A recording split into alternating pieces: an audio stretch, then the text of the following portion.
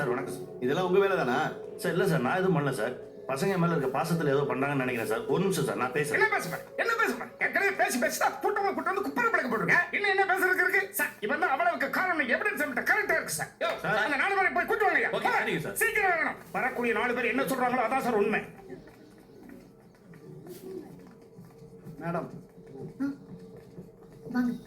Sir, இந்த காலேஜை காம்பேக்டா control பண்ணி கம்ப்ளைண்ட் இல்லாம வச்சிருந்தோம் சார். இவன் உள்ள போந்து உருட்டி விளையாண்டான் சார்.